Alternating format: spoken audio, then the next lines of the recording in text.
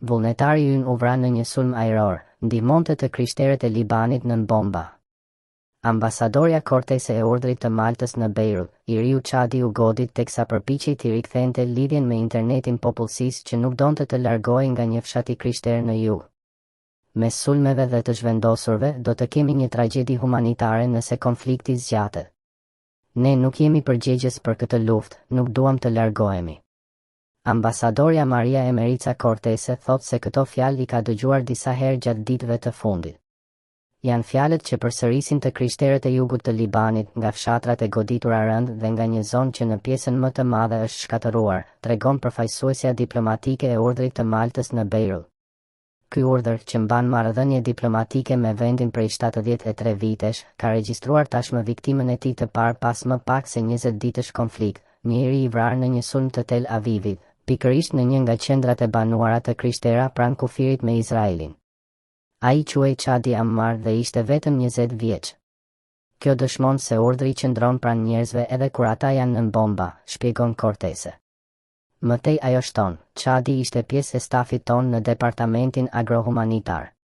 Ai punonte për sigurinë ushqimore në qendrën bujqësore të Ain Ebelit, vendbanimi ku humbi jetën javën e kaluar. Në momentin e sulmit, rreth orës 18:00, ndodhej së bashku me 2 të rinj të tjerë, të cilët kishin refuzuar të largoheshin nga fshati, mbi çatin e një ndërtese, duke u përpjekur të rivendosnin lidhjen me internetin, në mënyrë që banorët e mbetur të mund të qëndronin ende të lidhur me pjesën tjetër të botës. Të tre humbën jetën. Urdhri I Maltës, një nga institucionet bamirëse më të vjetra në botë, ka ngritur alarmin humanitar. Vendi përballet me luftëra dhe pushtime që prej vitit 1975, shprehet ambasadorja. Por vitet e fundit kanë qenë vërtet traumatike. Shpërthimi në portin e Beirutit në vitin 2020, që shkaktoi mbi 200 viktima, pandemia Covid, kriza financiare, lufta mes Izraelit dhe Hezbollahut, e cila u ndal me armëpushimin e nëntorit 2024. Pikërisht për këtë arsye, Libani nuk është në gjendje të përballojë një krizë si kjo aktualja. Një krizë që, nëse do të zgjas, dhe fatkeqësisht ka të gjitha gjasat që të mos jetë e shkurtër, rrezikon të shndërrohet në një tragjedi humanitare. Pak më shumë se një vit më parë ishte armëpushimi. Tani sërish luftë. Një vend I martirizuar? Libani është rikthyer në luftë, duke rihapur një plagë që nuk ishte mbyllur kurrë plotësisht. Shpresat për stabilitet të ndërtuara me shumë mund u shpërbën me shpejtësi, duke I lënë vend një spirale të re dhune dhe pasigurie. Edhe një herë, çmimin më të lartë e paguajnë civilet, familje të detyruara të largohen, qytete të zbrazura sërish, jetë të pezulluara në pritje të një të ardhmeje që duket se largohet gjithnjë e më shumë. Jugu I Libanit ka një prani të konsiderueshme të krishterë. Të krishterët nuk duan të braktisin shtëpitë e tyre, kishat e tyre, tokat e tyre. Kjo është toka e të parëve tanë, thon ata. Dhe urdhri I Maltës është aty për t'i ndihmuar me personelin ton dhe me njësitë tona mjekësore të lëvizshme që sfidojnë bombardimet. Natyrisht, situata është kritike në të gjithë vendin. Janë më shumë se 1500 të vdekur. Në Beirut, jeta matet nga zhurma e shpërthimeve. Mbi 1 milion persona janë zhvendosur, duke e kthyer sërish vendin në gjendjen e emergjencës së vitit 2023. Njerëzit detyrohen të lënë gjithçka pas, nga kujtimet personale të sendet më të domosdoshme, si veshmbathjet, dhe shpesh lënë pas edhe të moshuarit, sepse ata nuk pranojnë të evakuohen.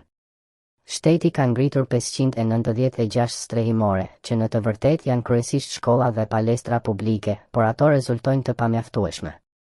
Kështu, sheh familje të tëra që flenë rrugëve dhe jetojnë në trotuare. Dhe tani temperaturat nuk janë as pak të larta, për më tepër, lagështia është shumë e madhe. Si urdhër I Maltës, ne jemi aktiv në 70 strehimore, shpërndajmë vakte, ofrojmë ndihmë shëndetësore, shpërndajmë paketa dinjiteti, mbështesim të rinjt sidomos në aspektin psikologjik dhe shkojmë edhe në përfshatra. Lufta është rikthyer pikërisht kur Libani po jepte shenja rimëkëmbjeje. Edhe vizita e Leonid Xhive në dhjetor kishte qenë një injeksion besimi. Në vend kishte nisur një lloj rilindjeje, sidomos me kreun e ri të shtetit dhe me kryeministrin e ri. A ka ende ndonjë shpresë? Populli libanez ka një aftësi të jashtëzakonshme për qëndres dhe një dëshirë të fortë për të rifilluar pas çdo krize që godet një vend kaq të mrekullueshëm dhe me një histori mijëravjeçare si ky. Ju e keni përjetuar nga afër vizitën e Leonid Xhive. Çfarë la pas ajo? Papa është shumë pranë Libanit, ashtu siç ka qenë gjithmonë Selia e Shenjtë. Thirrjet e tij të ndjera mund të zgjojnë ndërgjigjen e atyre që mbajnë në dorë fatet e kombeve dhe t'i bëjnë të kuptojnë se dhuna nuk është kurrë përgjigjja ndaj problemeve. Në fund të fundit, prania e krishterë në Liban, që është ndër më të mëdhat në rajon, luan një rol paqësues në të gjithë lindjen e mesme dhe tregon se dialogu ndërmjet feve është themelor në procesin e paqes. Forcat paqëruajtëse të OKB-s pritet të largohen nga kufiri mes Libanit dhe Izraelit me vendim të Kombeve të Bashkuara. Përfundimi i misionit parashikohet në vitin 2027. A jeni e shqetësuar? Jam më shumë e trishtuar se sa e shqetësuar. Misioni UNIFIL ka bashkëpunuar në mënyrë aktive edhe me shoqatën libaneze të Urdhrit të Maltës në veprimet humanitare në ndihmë të popullsisë.